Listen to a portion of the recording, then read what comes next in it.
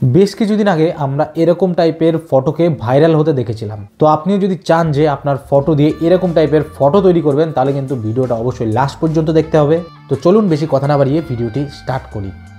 এর জন্য সিম্পলি আপনাকে চলে আসতে হবে আপনার স্মার্টফোনের ব্রাউজারে। এখানে গিয়ে সার্চ করতে হবে AI বিং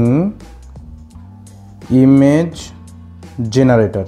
যখনই আপনি সার্চ করবেন একদম প্রথম যে ওয়েবসাইটটা আসবে সেই লিঙ্কটাতে কিন্তু আপনাকে একবার ট্যাপ করতে হবে। এরপর এখানে দেখুন লেখা এসছে মাইক্রোসফট বিংয়ের। আর অবশ্যই একটা জিনিস মনে রাখবেন যে এই তিনটে ডটে ট্যাপ করে এখানে কিন্তু আপনাকে একবার সাইন ইন করে নিতে হবে মাইক্রোসফটের অ্যাকাউন্টে। এরপর এখানে চাইছে যে আপনি কেমন টাইপের ইমেজ এখানে তৈরি করতে চান। এই লিঙ্কটাকে আমি কমেন্ট বক্সে দিয়ে দিচ্ছি, সেখান থেকে আপনি কপি করতে পারেন, অথবা ডিসক্রিপশন বক্সেও দিয়ে দিচ্ছি, যেখান থেকে আপনি স্ক্রিনশট তুলেও কিন্তু এই লিঙ্কটাকে আপনি কপি করে নিতে পারেন। তবে একটা জিনিস মনে রাখবেন, আপনি যদি একজন মেয়ে হয়ে থাকেন সেখানে এই বয়ের জায়গাতে জাস্ট গার্ল লিখে দিলে কিন্তু সেটা পুরোপুরি চেঞ্জ হয়ে যাবে।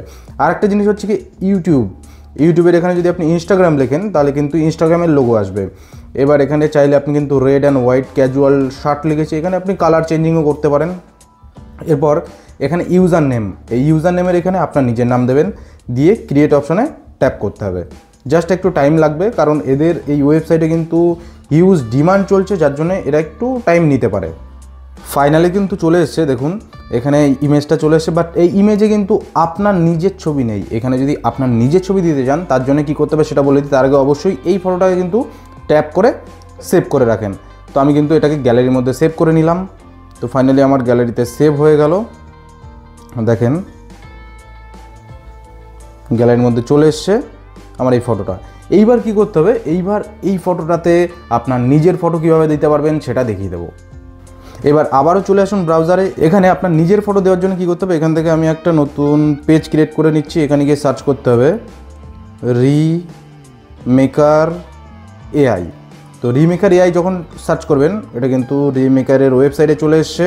এখানে কী করতে হবে, এখানে আপনাকে ফেসটাকে সোয়াইপ করিয়ে নিতে হবে।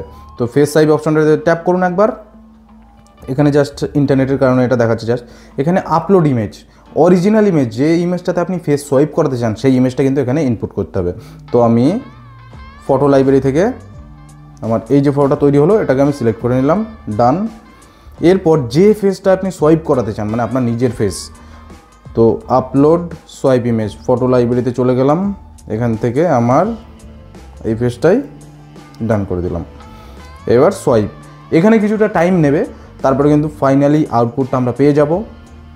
জাস্ট ওয়েট করি কিছুক্ষণ। তো ফাইনালি কিন্তু আমার ইমেজটা তৈরি হয়ে গেছে। তো আমি যদি ডাউনলোড অপশনে ট্যাপ করি, এখান থেকে কিন্তু আমি ডাউনলোড করে ফটোটাকে আমার গ্যালারির মধ্যে রেখে দিতে পারি। তো আর একটা জিনিস দেখুন, এখানে দেখাচ্ছে your generation record will be delete after 24 hours, please download your image in time. মানে এরা বলতে চাচ্ছে এদের কাছে কোনো রেকর্ডই থাকে না এরকম ফটোর ডেটার। দেখুন ফাইনালি কিন্তু আমার কাছে চলে এসছে এই ইমেজটা। তো এইভাবে কিন্তু আপনি আপনার নিজের ফটো দিয়ে AI ফটোকে জেনারেট করতে পারবেন। তো যদি ভিডিওটি ভালো লাগে অবশ্যই একটা লাইক করে দেবেন, আর বন্ধুদের সাথে শেয়ার করতে ভুলবেন না। দেখা হচ্ছে নেক্সট ভিডিওতে।